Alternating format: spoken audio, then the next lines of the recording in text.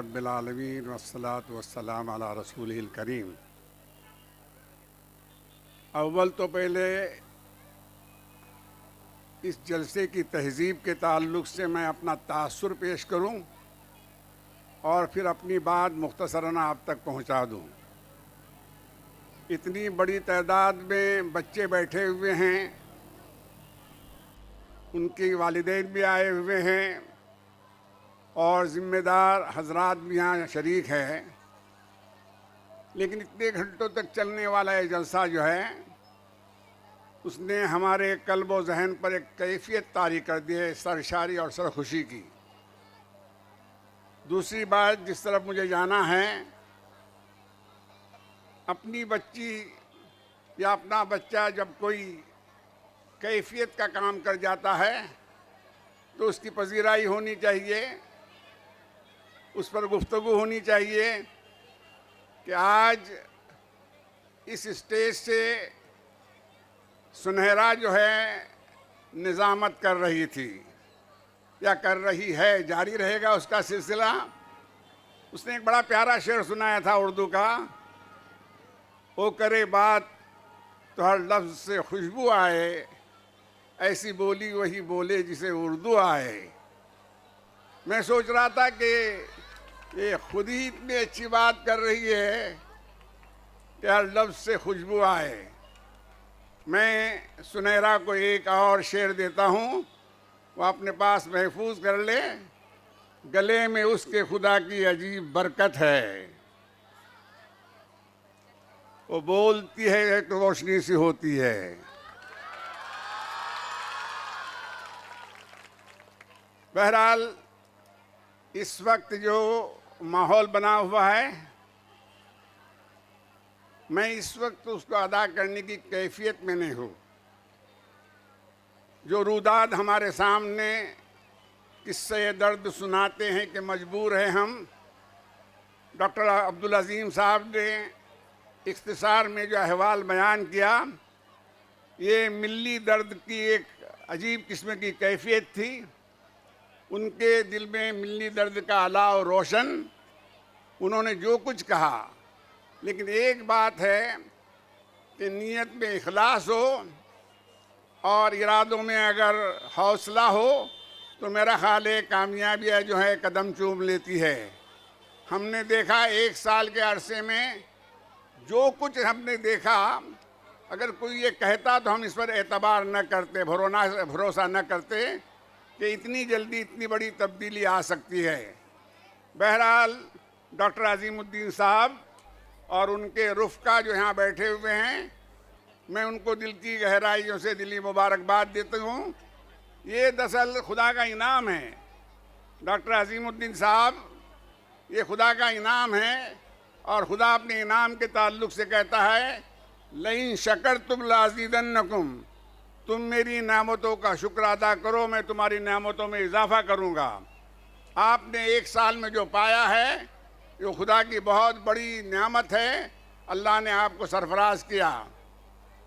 میں یہ کام کرنے کے لیے جو ہے دیوانگی لگتی ہے، سب کے سب لوگ جو ہے یہ کام نہیں کر پاتے، یا تو دیوانہ ہنسے یا تو جسے توفیق دے، یا تو دیوانہ ہنسے یا تو جسے توفیق دے، ورنہ اس دنیا میں آ کر مسکراتا کون ہے۔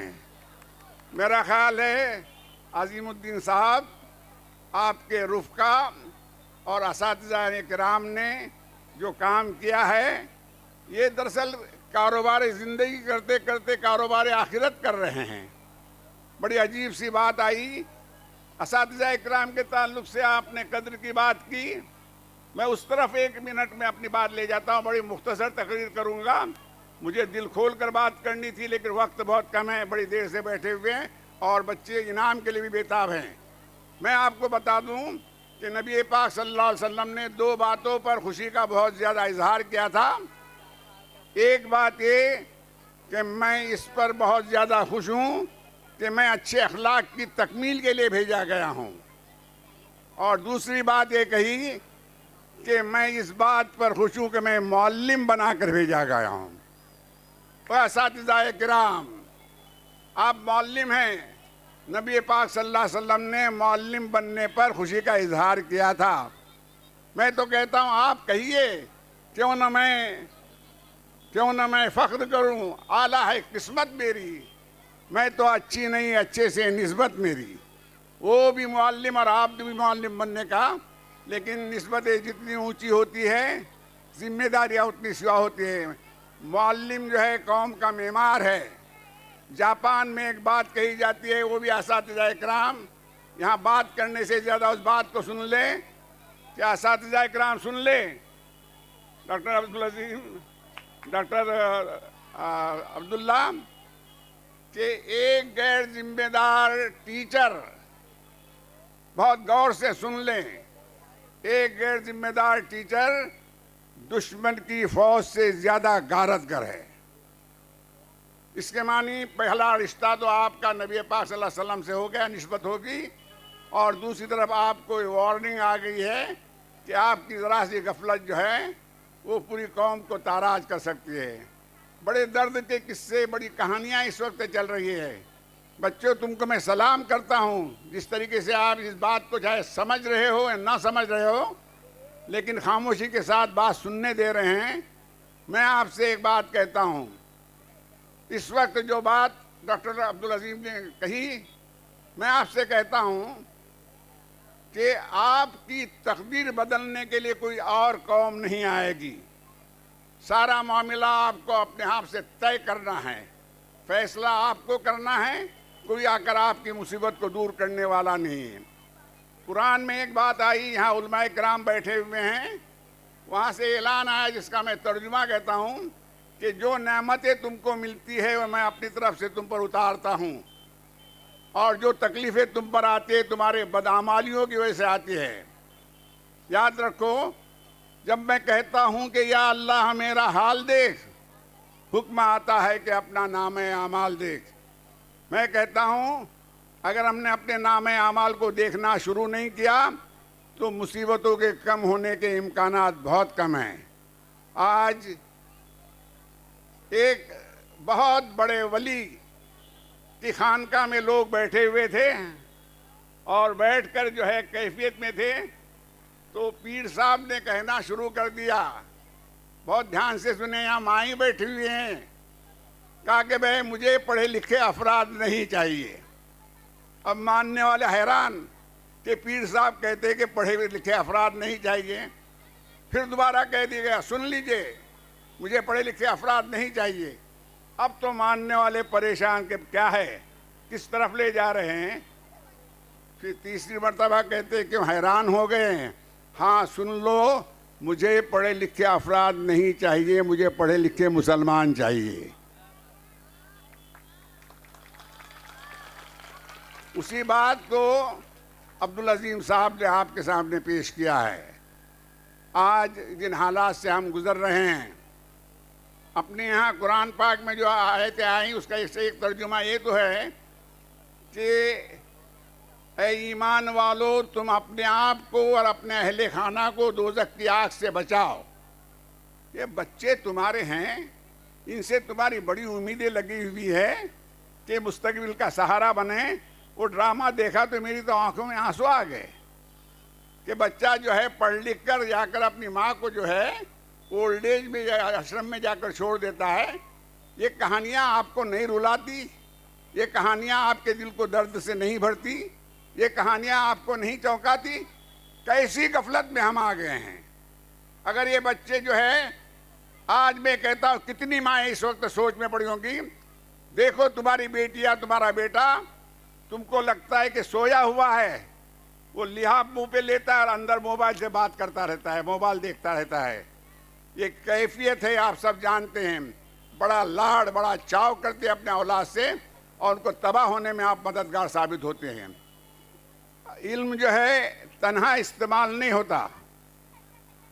علم جو ہے اور تعلیم کے ساتھ تربیت آتی ہے، علم کے ساتھ اخلاق کے لفظ آتا ہے. سارا علم جو ہے آپ کے کام نہیں آئے گا.